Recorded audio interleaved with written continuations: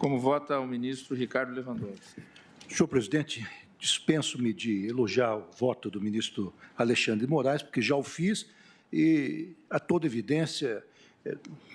é claro que se trata de um voto histórico e magistral, especialmente pela didática com que ele está sendo apresentado. Eu, desde logo, já adianto meu voto no mesmo sentido do eminente relator. Julgo procedente, no ponto, esta ação direta de inconstitucionalidade.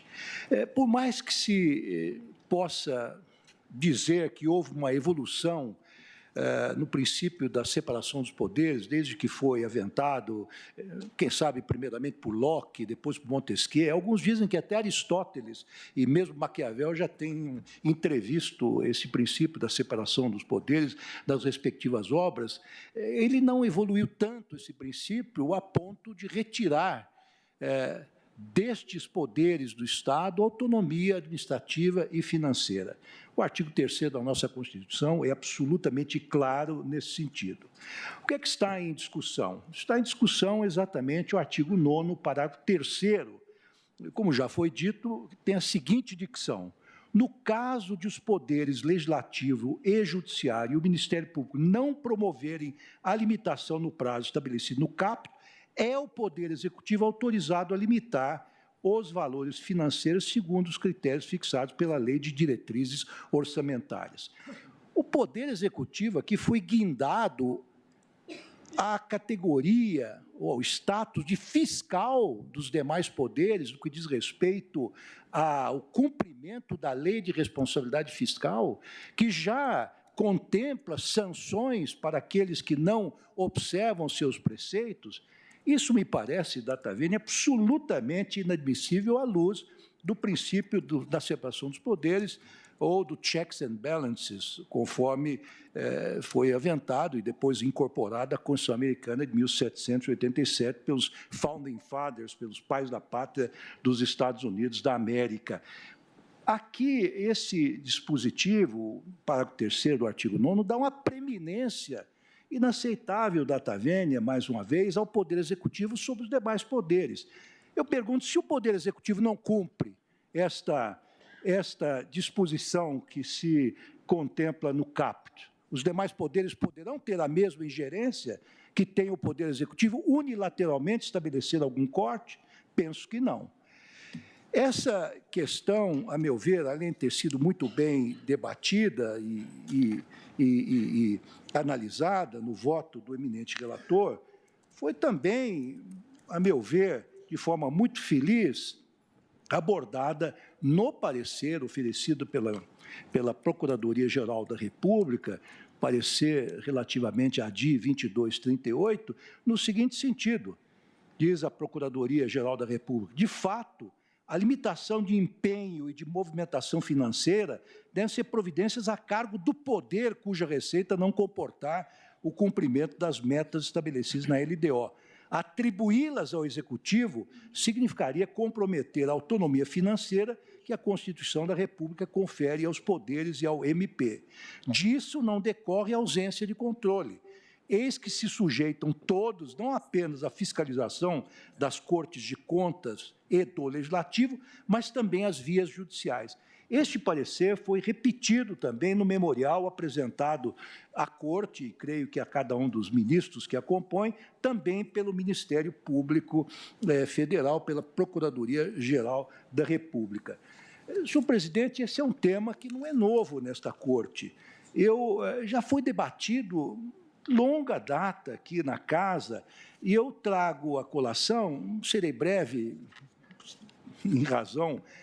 enfim, do tempo que nos foge, tempus fugit, dizem os latinos, mas na ADI 732/7 do Rio de Janeiro, num voto memorável, o ministro Celso de Mello, referindo-se ao artigo 168 da Constituição, já consignava o seguinte: o comando emergente desse preceito, que impõe ao Poder Legislativo o dever de entregar ao Executivo o dever de entregar ao Legislativo, ao Judiciário e ao Ministério Público, até o dia 20 de cada mês, os recursos correspondentes às dotações orçamentárias que lhes são devidos, traduz como já pude assinalar no julgamento do mandado de segurança 21.291, agravo regimental, de que fui relator, uma irrecusável garantia instrumental destinada a dar concreção efetiva ao princípio constitucional da autonomia financeira de que gozam aqueles órgãos do Estado. Destinatários da tutela constitucional em questão são o Poder Judiciário, o Poder Legislativo e o Ministério Público, em cujo benefício foi instituído pela Carta Política um direito público subjetivo, oponível ao Poder Executivo, destinado a assegurar-lhes, pelo pontual repasse governamental de recursos orçamentários a eles afetados, a normal execução de suas atividades e o regular desempenho de seus serviços. Essa prerrogativa é absolutamente incontornável, tanto que esta Corte, tendo presente o conteúdo de medida provisória que deslocava o desembolso de recursos à conta do Tesouro Nacional para o atendimento de despesas com pessoal e encargos sociais,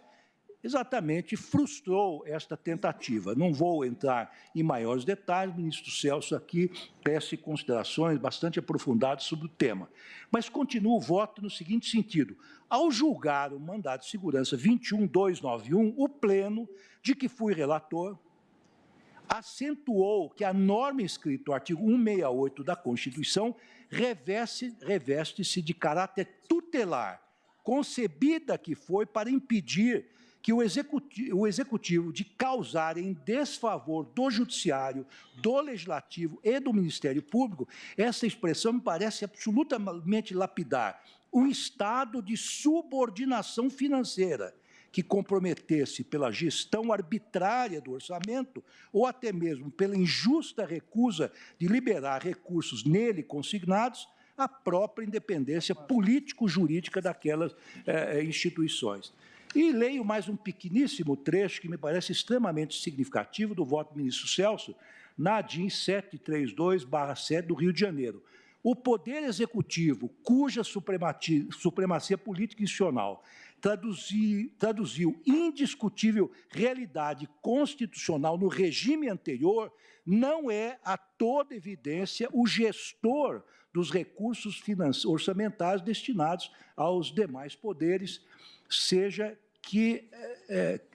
qualquer que seja a esfera de governo, federal ou estadual em que se situe. Portanto, não podemos atribuir ao Executivo esta preeminência que esse dispositivo impugnado agora está conferindo. E, por final, senhor presidente, eu lembro um fato extremamente significativo que ocorreu durante a minha presidência. Eu tenho aqui em mãos a ata da sessão administrativa em que se aprovou o orçamento de 2016, de 2017, proposta orçamentária de 2017, aprovada por unanimidade, foi enviada para o Poder Executivo, com uma proposta, com uma sugestão do ministro Celso de Mello, no seguinte sentido: leio da ata, acolheu-se a sugestão apresentada pelo ministro Celso de Mello de que na mensagem de encaminhamento fosse consignado ser inadmissível na fase pré-legislativa quaisquer cortes efetuados unilateralmente nessa proposta, consoante decidido pela Corte na sessão administrativa de 2 de agosto de 1989. Lá em 1989 já se dizia isso, e reafirmado na sessão administrativa de 4 de agosto de 1999, 10 anos depois, interpretando o disposto nos artigos 99, parágrafos 84, inciso 23, 165, inciso 3º, e parágrafos 5º, inciso 1 e 6º, artigos 166 e parágrafos todos da Constituição Federal. Obediente a esta ordem, a este comando emanado do Pleno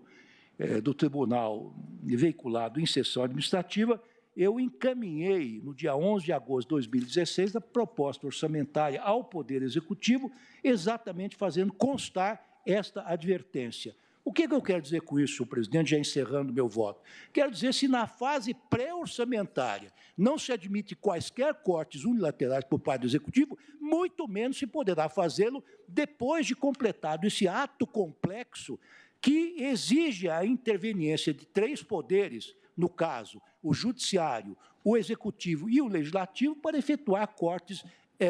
unilaterais depois de aprovada a lei orçamentária. Então, senhor presidente, sem prejuízo de examinar, num segundo momento, se for vencido nesta posição em que acompanho Tucur, o eminente relator, eu me disporia de bom grado, e atendendo, inclusive, a sugestão muito prudente de Vossa Excelência, examinar a proposta que ofertou ao plenário desta Corte. Então, neste momento, acompanho o relator para julgar procedente a ADI no que tange ao dispositivo impugnado. Como voto?